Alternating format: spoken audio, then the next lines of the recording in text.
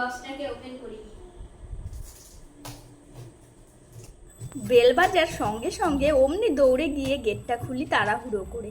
Gate খুলে দেখি এইটা এসেছে। শ্বশুর মশাই আমার কলকাতা থেকে পাঠিয়েছে নাকি আলমারি। আলমারিটা দেখে আমি তো অবাক হয়ে গেছি। গেট খুলে আমি উপরের দিকে তাকিয়ে আছি, কারণ আলমারি তো উঁচু হয়, বড় হয়।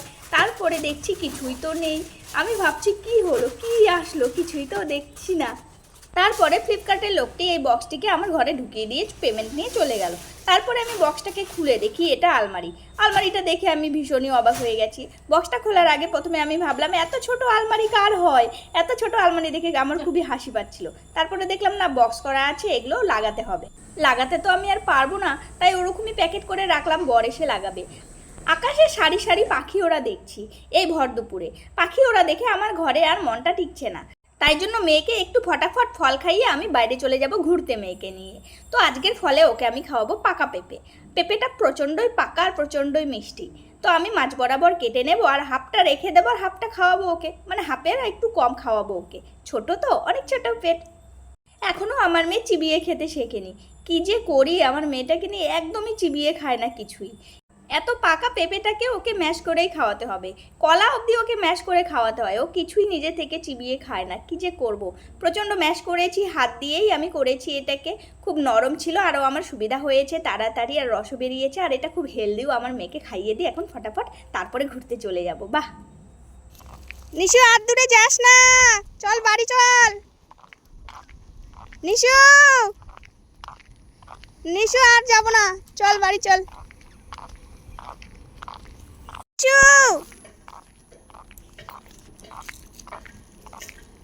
কি ফুল এগুলো?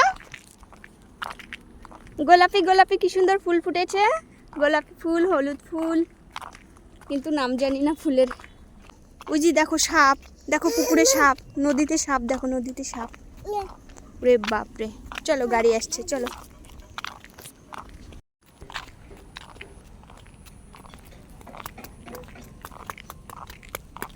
কি করছিস ওটা? চলো দৌড় মারো, চলো। কত কাশফুল ফুটেছে দেখ, কত কাশফুল ফুটেছে আমার বাড়ির কাছে দেখ। আবার জঙ্গলে যাস না।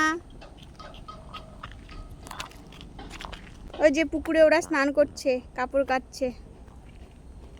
নদীতে, সরি পুকুর বলি বারবার।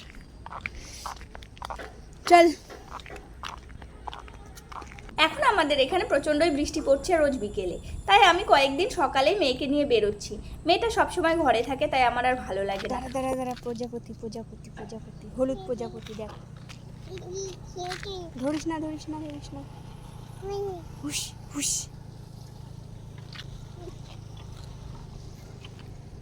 প্রজাপতি দেখো। আমার মেয়ে বাইরে বেরোলে কতই যে আনন্দ পায়। বাইরের প্রকৃতির দৃশ্যকে দেখলেও খুব খুশি হয়, আর ওর খুশি দেখে আমারও মনটা ভরে যায়, ভালো লাগে। তাই জন্যই ওকে চেষ্টা করি আমি একদিন পর পর ওকে বাইরে বেরোনো। যেহেতু সব দিকটাই আমাকেই সামলাতে হয়, মেয়ের সমস্ত কিছু দায়িত্বই আমার উপর, তাই প্রত্যেক দিন আমার সম্ভব না হলেও আমি একদিন পর পর মেয়েকে বাইরে একটু বের করি।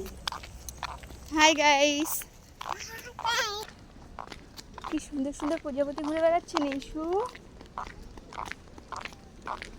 নিশু গাড়ি।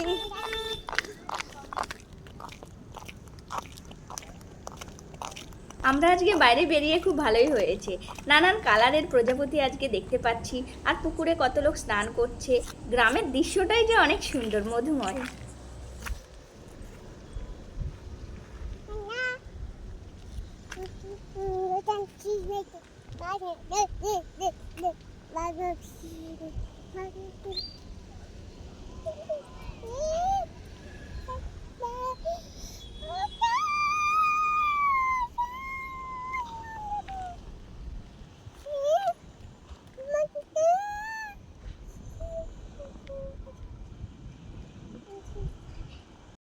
এদিকে আয় নিশু,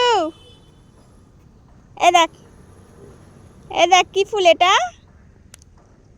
কি ফুল এটা? কত প্রজাপতি দেখ, সাদা সাদা প্রজাপতি।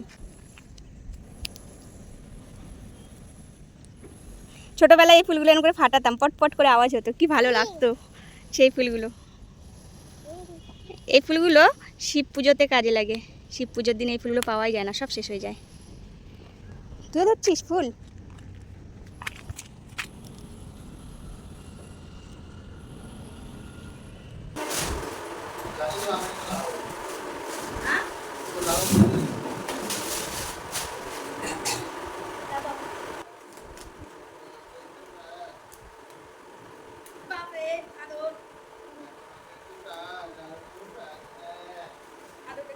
বর এসেই বক্সটা খুলে আলমারিটা ঠিক করতে লেগে গেছে, আলমারিটা গোছাতে লেগে গেছে, আর সঙ্গে এসেছে গরম গরম পাকোড়া, আর এসেছে লাল লাল চাটনি।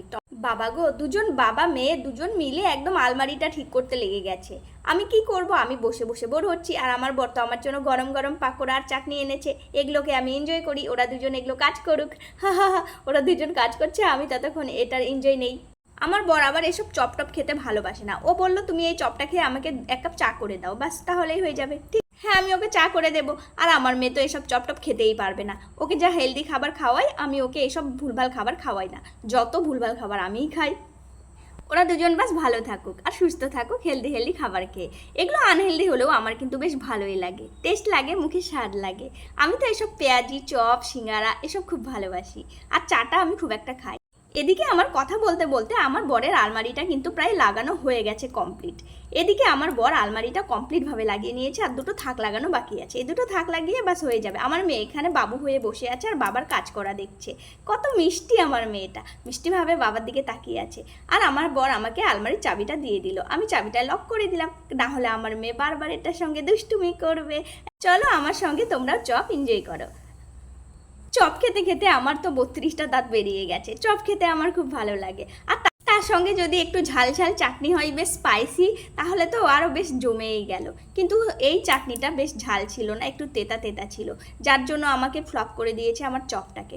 তবু যাই হোক, চাটনিটা যতই বেকার হোক, চপটা আমি খেয়ে নিয়েছি।